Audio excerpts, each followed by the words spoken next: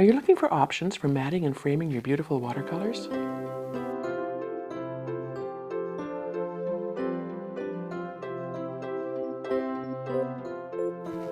Hello Accomplices, I'm Lynda Norman. I'm a watercolor artist in the beautiful province of British Columbia. Today we're going to look at some options, one in particular, to matting and framing your watercolors. So some of you have been asking about a little bit more detail on how I attach my watercolor paintings to cradle boards and birch panels. So I thought I'd give you a quick rundown on the process of how I do that. So these little birch panels come in all sizes, and some of them aren't so little. This is 4x4, there's 6x6s, and there's some that are 1.5 inches deep, some that are 1 inch deep. 8x8s, 5x7s, 8x10s, it's unlimited. There's even a place locally where I get these big guys cut. And this is I think 11x24. And nice and sturdy on the back. It's not going to warp or twist. The edges are nicely done, and if the edges aren't, I can always give them a quick sand. I've also had them made for a full sheet of watercolor paper, which is 22x30. And so the sky's the limit if you can find a local source for making those. Otherwise, online, they're always available, various art supply stores. I get some locally from our Opus Art Supplies here in Kelowna. And even in the dollar stores, sometimes the smaller ones, the thinner ones, you'll see most often in the art supply stores, you'll get the thicker framework on the back of the cradle board. In the dollar stores, they may not be so thick, they'll be a little bit thinner, and that's fine for display purposes. All I'm really concerned about is that when I get my painting on the surface, that it will stand up or it will hang nicely on a wall. So that's one of the beauties of, you know, having your art on these little or larger boards. They're easy to handle, a little more adaptable to different situations that people might want for their art. This one I've painted white. I would give this another coat of the acrylic medium, and I'll show you what that looks like in a moment. Very often I will just paint all surfaces, just to be on the safe side, with an acrylic medium, a matte medium. This one is more liquidy. Some of them are more gel. You can see that's quite a paste.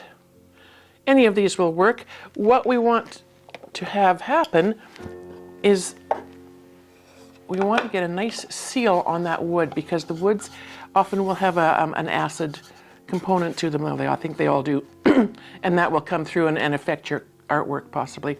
So starting off, I will just put a nice light coat of some kind of acrylic medium. It doesn't really matter whether it's, at this point, whether it's matte or gloss. You just want to get that surface covered so that, as I say, the acids doesn't come through into your work. So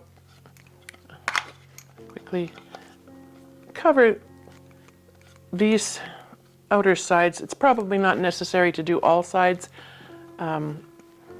If I'm just feeling like I just am enjoying putting this on, I sometimes will do the inner coverings or sides as well, but definitely not a necessary process.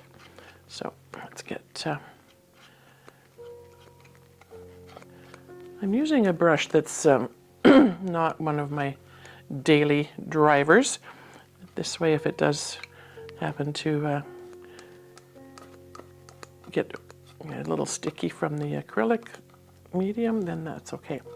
So a light coat of that. Generally what I do with these now is I will set them on something. And we'll just set it on my water bottle. There we go. And it'll dry. I like to leave it 24 hours just to be on the safe side. Some of the acrylic mediums will tend to stay sticky for a while. But once it's dry, I mean, this has been done, you can't really tell that it's got anything on it.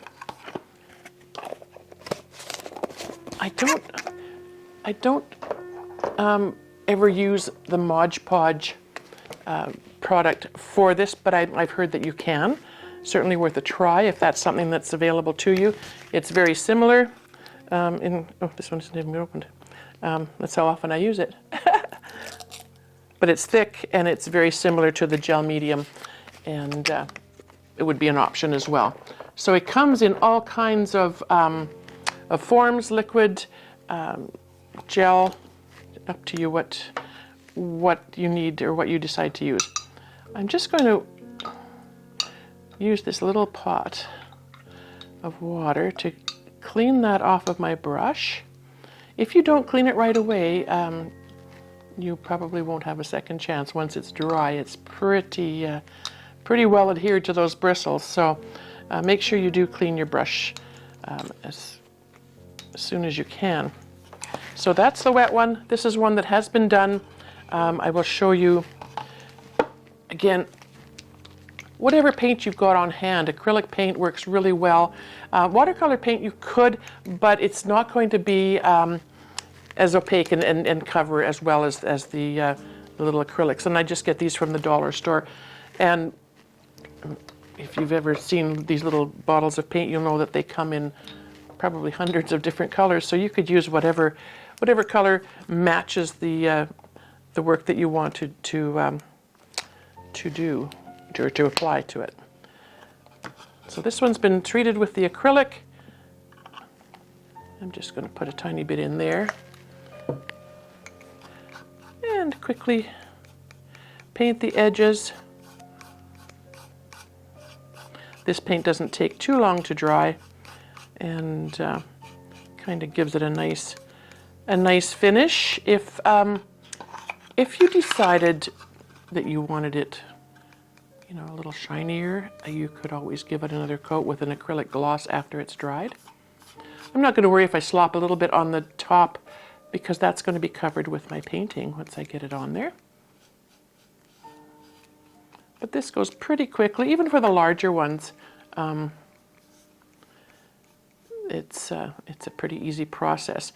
You'll notice that these little sides are pretty nice and smooth, but if they're not, it's always good to have a little sanding block on hand ahead of time, and you can sand and smooth the edges a little bit, and that helps.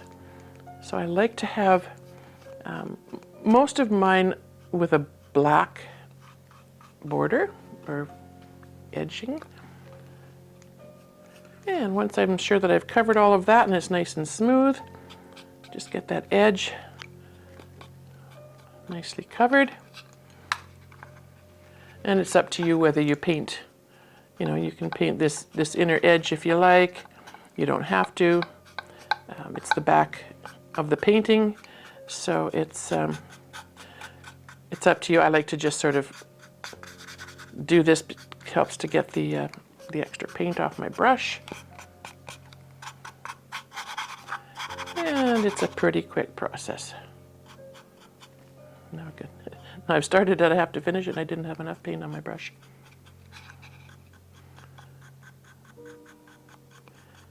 I do like to have, a little piece of something protecting my work surface.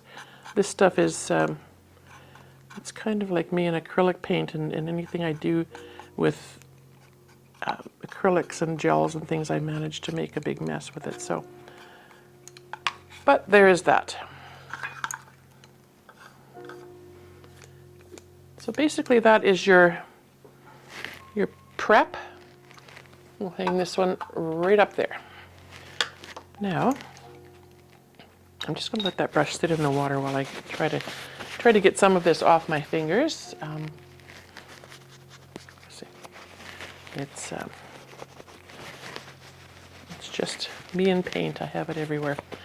So once I've got my my little cradle boards sealed, and then the edges painted. You could paint your edges afterwards, but you'd have to be extra careful not to slop it over the top onto your painting. And I'm just not willing to take that risk. So there we have it. So here's one that's been sealed. I did paint the inside of this one as well. It's been painted. Now I'm going to go back to my medium, and this time I will show you the liquid medium. Let me just clean the black off my brush. Not that it really matters. If there's a bit of paint mixed in with this, nobody's going to see it because it's going to be under the painting in the end. But we'll just get that off of there. So this is from our local Opus Art Supply stores. It's a matte medium, acrylic matte medium, and it is liquid. I use it a lot, so it's almost empty, but you can see where it's quite liquid.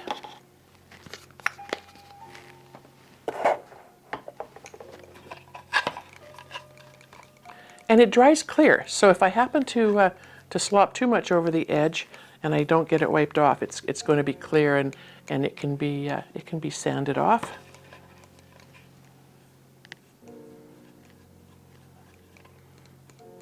I want to make sure that I've got all my edges covered, so I usually put excess on and then smooth it off later, just to make sure that I've got all those corners, all those edges nicely covered, because of course if your painting is going to lift, if it's not adhered, the corners are usually the culprit where that will happen. Now I've got too much on my brush, and I hate to waste it, but I can't get it back in that jar right now, so I'm going to put it right there.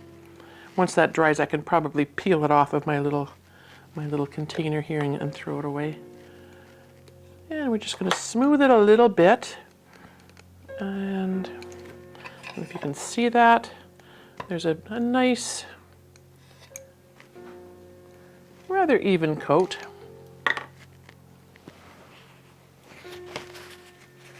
And just going to smooth the edge off a tiny bit there, because that was pretty goopy. And I have a little 6x6 painting that has been painted with watercolor, dried, spray sealed, and I have not put my initial on there yet, but I will after it's been finished here. So you can work with your painting and decide where you want to position it. This one is cut pretty close to the 6 inches. Because the sky is just no design, no paint,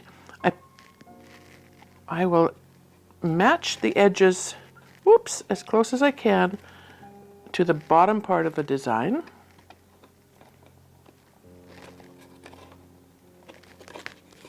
And it looks like it's, oh my gosh. There we go. And we'll trim off any excess. That one's not quite, boy, the sides were cut pretty close on this one. There we go. Okay, so I think we're good there. Hold that down. And my brayer, where did I put my brayer?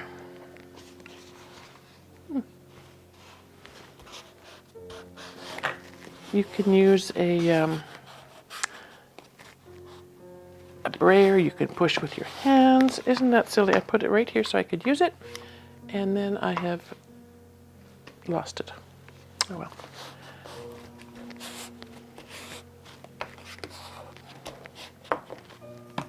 Once I'm sure that it's all flattened down, on the larger pieces you definitely want to make sure you have your brayer, and it's just beyond me where I put it.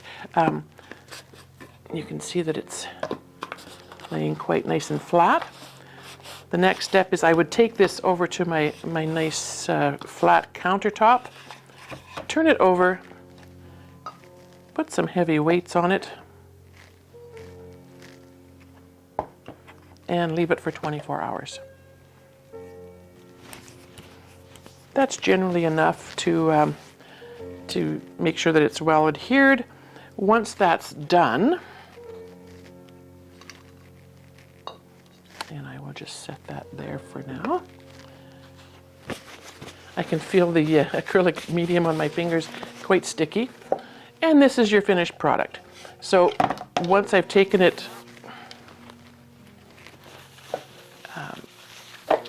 from the counter where it's been sitting for 24 hours with the weights on it. I bring it to my workstation. I do have a self-healing cutting mat. It's at my daughter's place right now because we were doing another project at her house. We were making my aprons. This is a logo designed by my granddaughter, who's 15. And then we put these aprons together. So that's been kind of a fun thing. Anyway, an aside. Once I bring my painting and my cradle board back to my work surface, I use an X-Acto knife. These are handy to have in your studio at all times. And then I will just very carefully score the edges and bring any extra paper that's been hanging over nicely off. Now sometimes those paper edges will be a little on the rough side. There again, your sanding block is handy for this. And I like to sort of take it at an angle, if you can see that. And just gently smooth off any edges. If I wanted to round the corners, I could certainly do that, depending on the design. And just make sure that there's no loose bits hanging around. Now, if at this point I notice that, there's a bit of unevenness on my sides, I can always go back in and touch it up with my acrylic paint. This one, I went with a couple of coats of a UV protectant spray, and I sprayed the outsides of the wood as well. So I don't know if you can tell, there's a bit of a sheen to that. And that's the finished product. So they look great on walls. They look great sitting in the shelf, on a corner of a bookshelf, or pretty much anywhere, really. Pardon me. And that is the process. So pick a size. Might be an idea to get your wood cradle first, and then mark off your paper for your painting. Or if you're going to buy one, make sure you measure your painting and know what size cradle board you would need for that. You don't want to be cutting off too much of your beautiful design. And just have some fun. These are, like I say, these are great for gifting, and you can put just about anything you want on your design, and it looks great. Put fruits and vegetables on for your kitchen, seahorses or something like that for your bathroom. Sky's the limit. So I hope you've enjoyed the process today. It's quick and easy. If you have any questions, drop them in the comments. I'm happy to hear from you. We're always looking for your input, your ideas. How did you do? Did you like it? Did you discover something that I didn't cover here today? That's always a good way to share is, just drop it in the comments. Thanks for joining me today. I hope you've loved playing around with these little cradle boards as much as I have. They're a fun, easy way to display your work. And if you like what you've seen, hit the like button, subscribe to the channel, and head over to our members area. We're going to have some fun things happening there. I'm looking forward to your input on that as well. Let's get our communications and our community growing. It makes a big difference to how we bring this to you.